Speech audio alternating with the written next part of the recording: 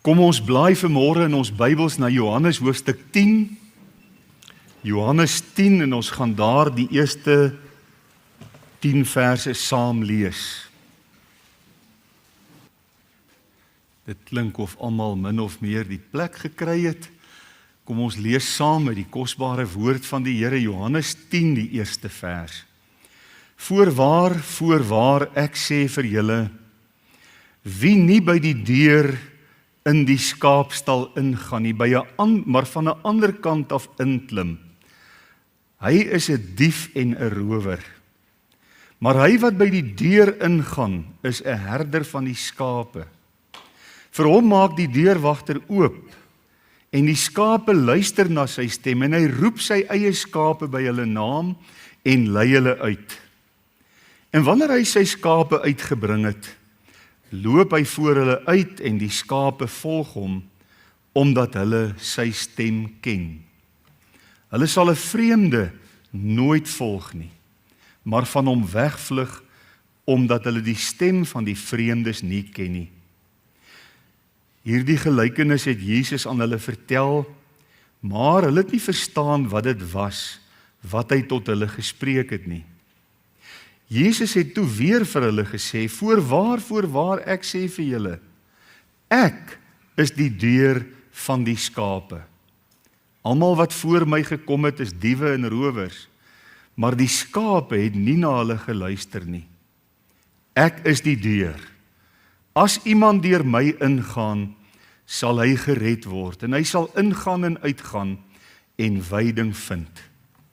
Die dief kom net om te steel en te slag en te verwoes. Ek het gekom dat julle lewe en oorvloed kan hê. Tot daar lees ons saam uit die wonderlike woord van die Here. Kom ons verenig in gebed en ons bid saam asseblief.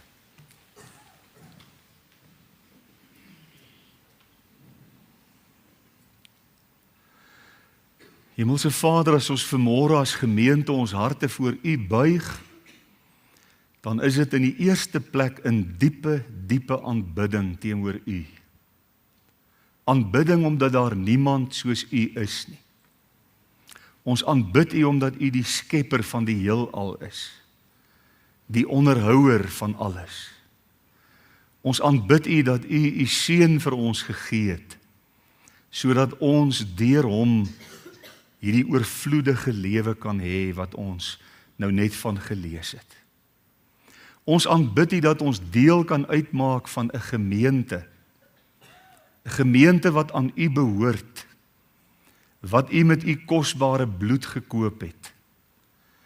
En ons aanbid U, Here, dat ons in die gemeente ook ons talente, ons gawes en ons passie vir U kan uitleef. Daarom dank ons U vir elke bediening in hierdie gemeente.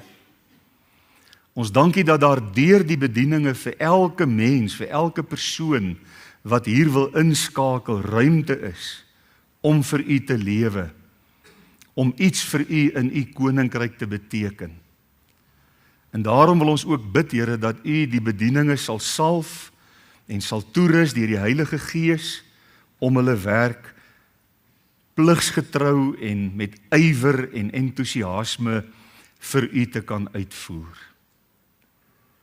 Hemelse Vader, baie dankie dat ons kan bid vir hierdie wêreld wat in so verskriklike toestand verkeer. Ons het ook kennis geneem dat die oorlog in Iran uitgebreek het, waar voor ons nou al lank die nuus dophou en wonder wat gaan gebeur. En selfs nou het ons geen idee hoe dit gaan uitspeel nie. Ag, ons wil net vanmôre na U toe kom en bid dat U in U almag die hele saak reg sal stuur, Here. Ons bid vir die mense in Oekraïne, ons bid vir daai oorlog tussen hulle en Rusland. Ons bid vir selfs die soldate van Rusland wat in so groot getal jong manne hulle lewens verloor. Dit is so onsinnig. Dit voel vir ons in elk geval baie onsinnig. En ons bid, Here, dat U daar sal ingryp. So ons eie land bid, Ons wil bid vir die leiers. U het gesê, bid vir konings en hooggeplaastes, dat julle 'n stil en 'n rustige lewe kan hê. Ons bid vir die verkiesings wat hierdie jaar gaan plaasvind, die munisipale verkiesings. Werk U in mense se harte, Here, en wil U vir ons 'n regering daar stel, al is dit net op hierdie stadium op plaaslike vlak, wat U vrees en wat U liefhet, en wat sal werk tot eer van U naam.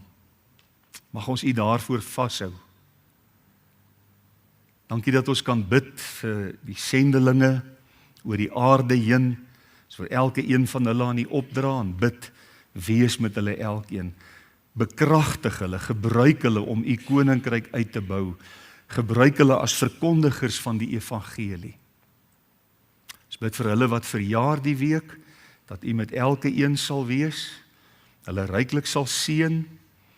Ag, en dan wil ons ook saam bid en hande vat vir hulle wie se name hier op die lysie van voorbidding verskyn het. Elke een van hulle het U op 'n baie besondere manier nodig. Dankie dat U Uself aan ons bekendstel as 'n barmhartige God wat omgee, wat liefhet en wat ook in staat is om te genees. En ons roep net vanmôre U naam oor hulle elke een uit, Here. Kom nou en seën die boodskap in ons harte. Ons vra dit in Jesus se naam. Amen.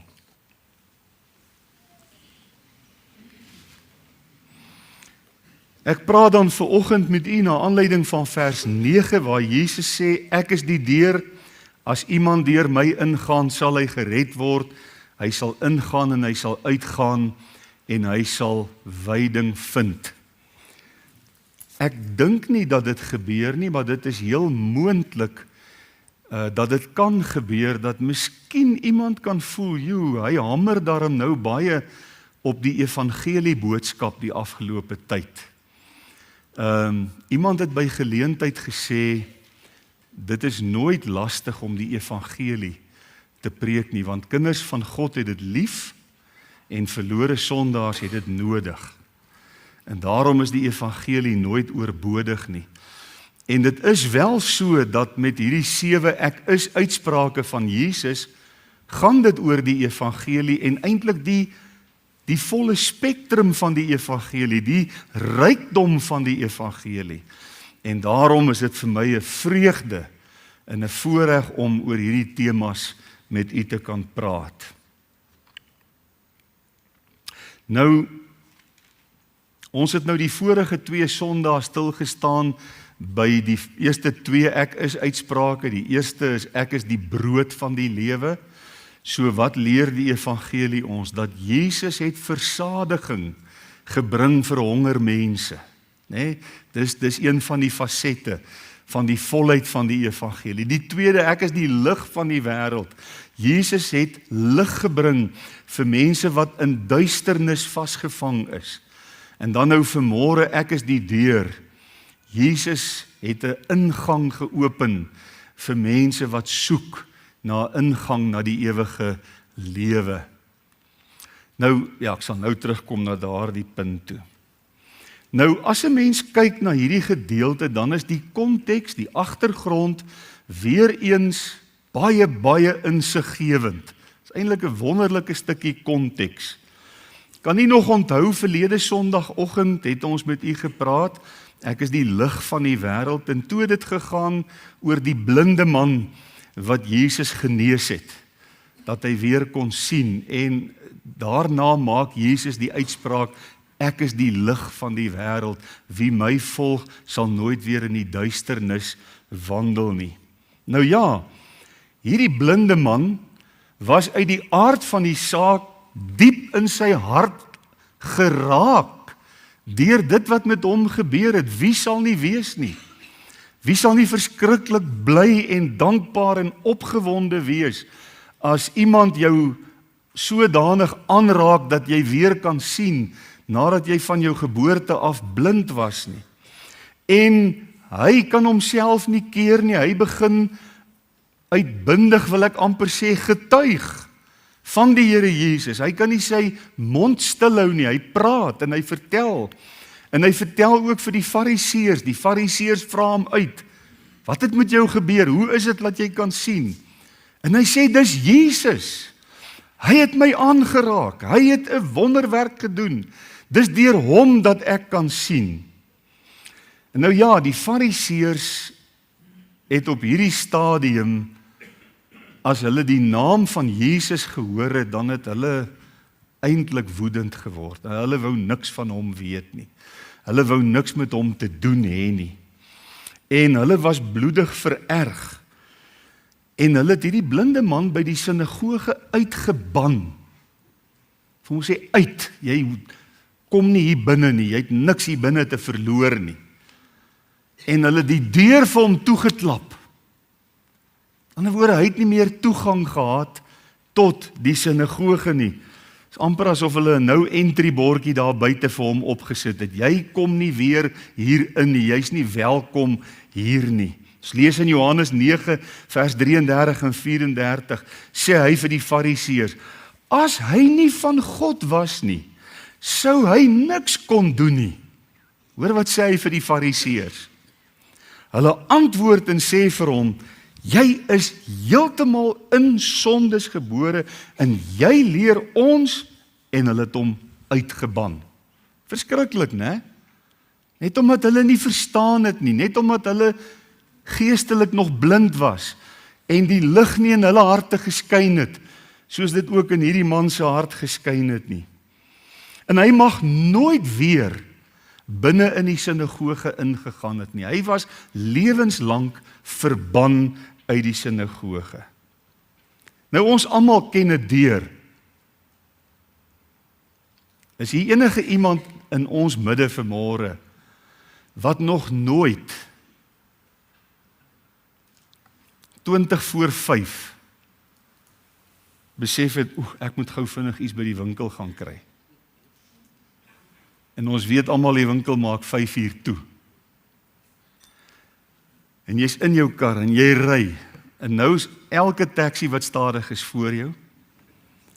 En elke verkeerslig wat groen moet wees is rooi.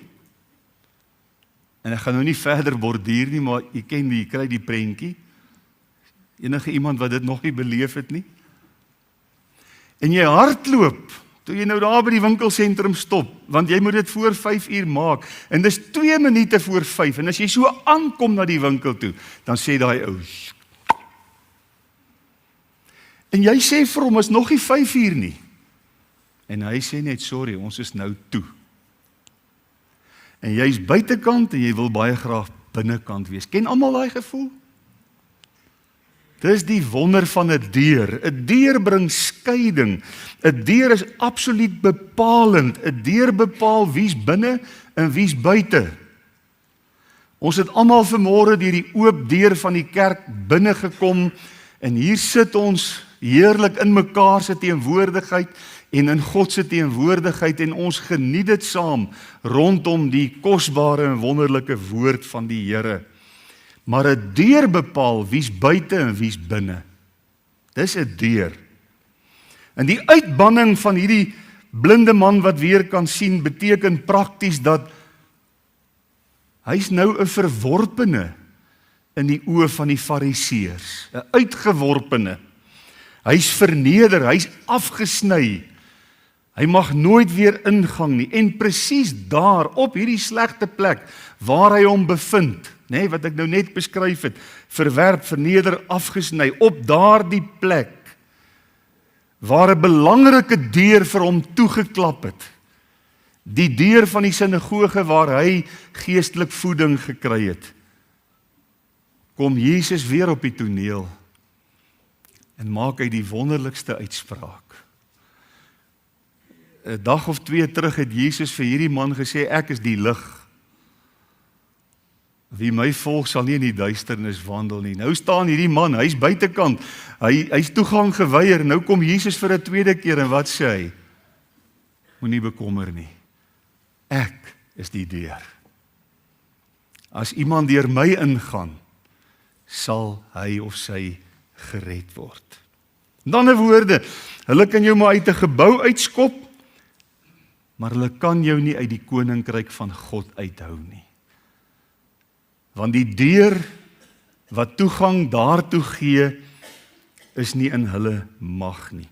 Nou ons gaan net na 3 gedagtes kyk, moet asseblief nie skrik as ons vanmôre 'n bietjie vroeër klaar maak nie, dis terwille van die aanbieding van Wim met die Sending Expo en dan die muntlegging wat ons gaan hê, daarom gaan ons 'n bietjie vroeër klaar maak. Die eerste gedagte is, Jesus is die enigste deur. Daar's nie ander deure nie. Daar's nie vensters waar jy kan inklouter nie. Jy kan nie deur die dak inklim nie. Jy kan nie onder die grond deur 'n gat grou en by die fondasie inkom nie. Daar is een enkele deur tot die ewige lewe en Jesus Christus is die enigste deur. Ons het daar in vers 3 vers 1, voorwaar ek sê vir julle, wie nie by die deur in die skaapstal ingaan nie, maar van 'n ander kant af inklim. En hier maak die Here Jesus dit baie duidelik, dat hy die enigste deur is. Ook as hy sê, ek is die deur, as iemand deur my ingaan, sal hy gered word. Mag ek so 'n bietjie vorentoe vat na 'n boodskap wat nog voor lê. In Johannes 14 vers 6, waar die Here Jesus ook sê, ek is die weg en die waarheid en die lewe. En dan gebruik hy die woord, niemand kom na die Vader toe, behalwe deur my nie. Dis baie duidelik, daar is nie ander deure nie. Daar het nou 'n fisiese deur toegeklap vir die blinde man, maar Jesus verskyn op die toneel en hy maak vir hom die ware deur oop. En hy sê, moenie bekommer nie, ek is die deur.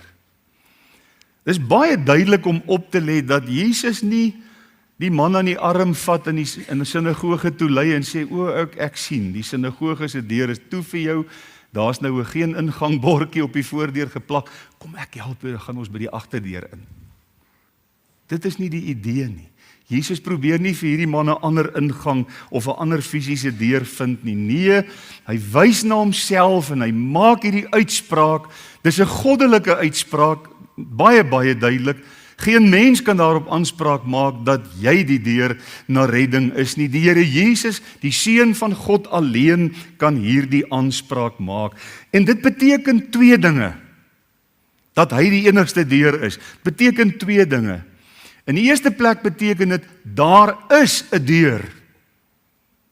En mense moet daarvan kennis neem.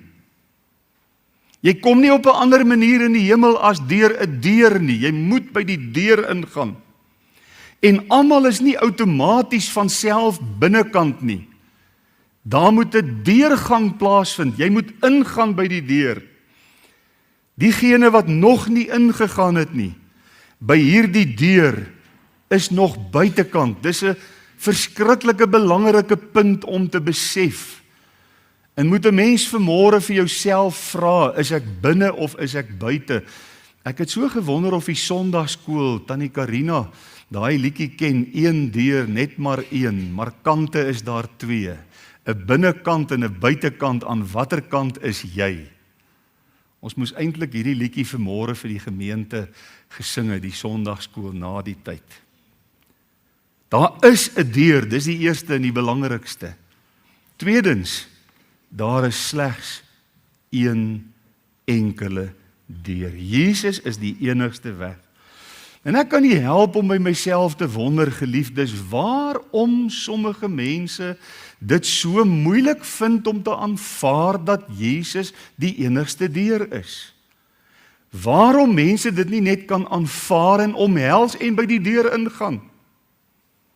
Dit gaan my verstand te bowe. Die Fariseërs het gedink dat hulle toegang tot God kan beheer. Hulle het gedink hulle kan die blinde man uitban en dan is dit die einde vir hom, dan sy buitekant. Dan gaan hy verlore, want volgens hom of volgens hulle het hy mos nou godslasterlik opgetree deur so van Jesus te getuig en te sê, as hy nie van God was nie, sou hy dit nie kon doen nie. Hulle het gedink, as gevolg van ons mag, is hierdie man nou ewig van God afgesny. Maar in effek sê die Here Jesus vir hulle, jammer vir julle manne, die mag is nie by julle nie, julle het nie die sleutels nie. Julle beheer nie die deur nie. Ek alleen is die ingang. En vandag hoor 'n mens dieselfde beswaar as dit wat jy by die Fariseërs gehoor het. Jy hoor so dikwels dat mense sê, maar hoe kan julle sê dat Jesus die enigste deur is?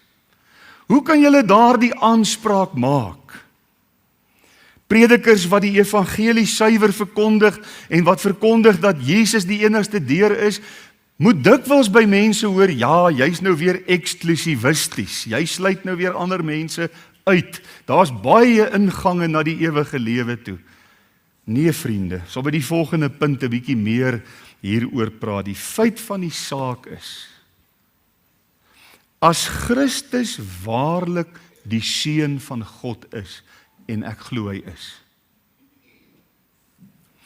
en as hy alleen die sonde van die wêreld aan die kruis in sy liggaam gedra het, en ek glo hy het dit gedoen, en as hy waarlik liggaamlik uit die dood uit opgestaan het, en ek glo ook dat hy dit gedoen het, dan maak dit hom die enigste deur. Dan is daar geen ander deur nie. Niemand het ooit op aarde dit gedoen vir die mensdom nie. Dit maak Jesus die enigste deur. Die tweede gedagte, mense verwerp hierdie deur. Nou Johannes 10 is 'n antwoord op die Fariseërs se reaksie in Johannes 9, die feit dat hulle die blinde man uitgeban het. En hulle het eintlik twee dinge gedoen, die Fariseërs. Hulle het die eksklusiwiteit van Jesus verwerp, die feit dat hy die enigste deur is. Hulle wou nie aanvaar dat hy die enigste deur is nie, en hulle die inklusiwiteit van sy uitnodiging verwerp. Die feit dat hy sê, as iemand, kyk mooi na daai uitnodiging, dis 'n oop uitnodiging. Ek is die deur. As iemand, as enige iemand, by die deur ingaan, sal hy gered word. Dis die twee dinge wat die Fariseërs verwerp het. Hulle wou nie aanvaar dat hy sondaars nooi om by hierdie deur in te gaan nie. Toe hulle vir die blinde man sê, man, jy's in jou sondes gebore, jy weet niks, ons ban jou uit, ons sit jou uit, jy hoort buite. Toe hoor Jesus dit en hy sê, moenie bekommer nie, ek is die deur, kom in. Ek sal jou sondes vergewe. Ek sal jou die ewige lewe gee. Selfs uitgeworpenes, selfs sondaars, of moet ek eerder sê spesifiek sondaars, word genooi om by die deur in te gaan, om hulle lewens aan Christus toe te wy, om hom te vertrou, om hulle te was in sy kosbare bloed en hulle die ewige lewe te gee. As iemand by die deur ingaan, sal hy gered word. Dis 'n belofte wat Jesus maak, dis 'n belofte wat niemand kan kanselleer nie.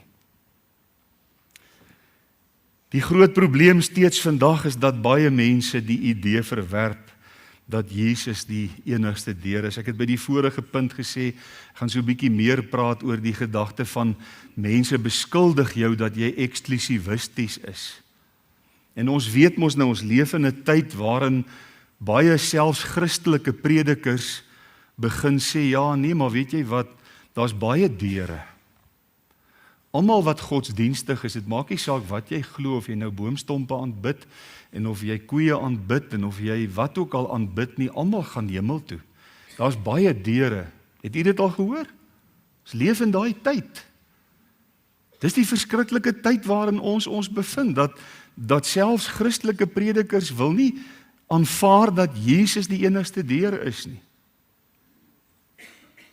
Daar's 'n kosbare prediker nie ver van hier af nie, gaan nie sy naam noem nie, wat eens die suiwer evangelie verkondig het.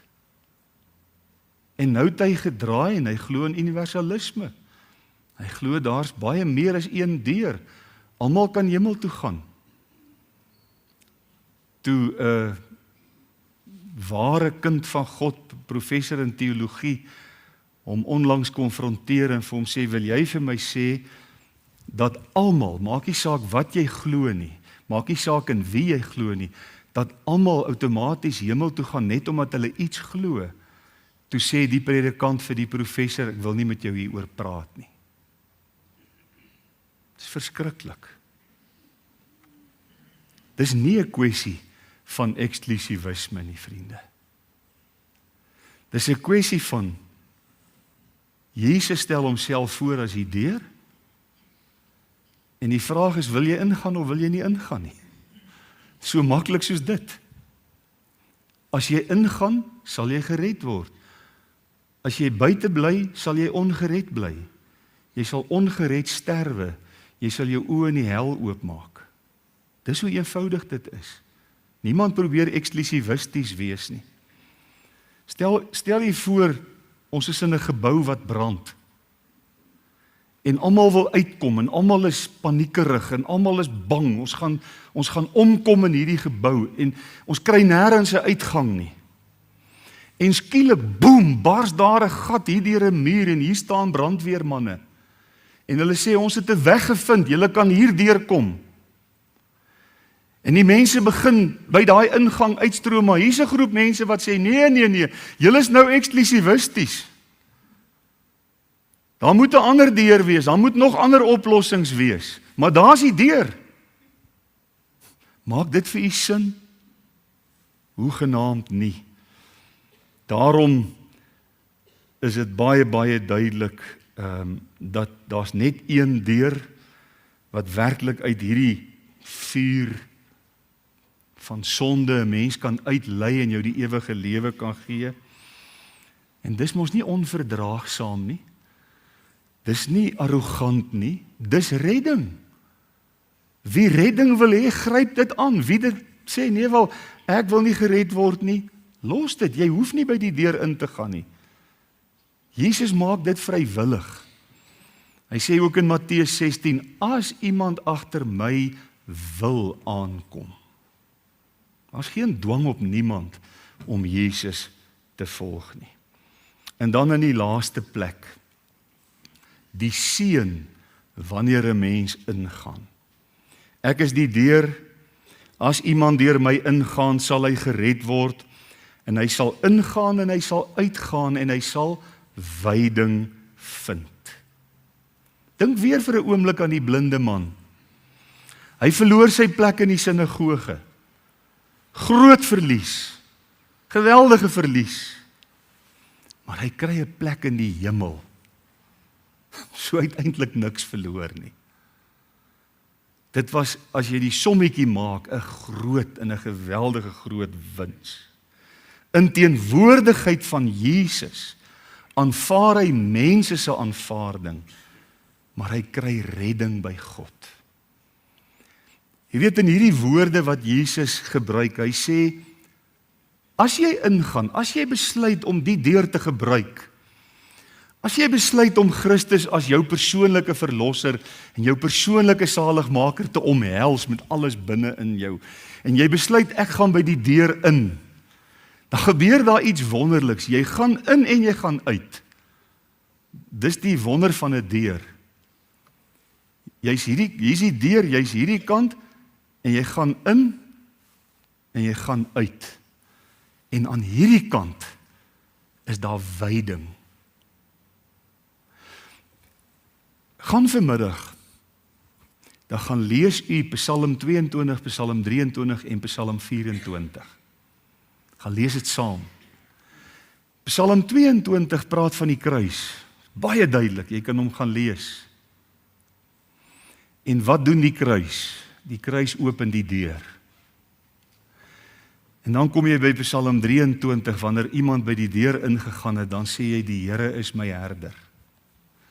Niks sal my ontbreek nie. Hy laat my neerlê in groen weivelde. Na waters waar rus is, lei hy my heen. Wanneer jy by die deur ingegaan het. Voor dit is daar nie, kan jy nie dit sê nie.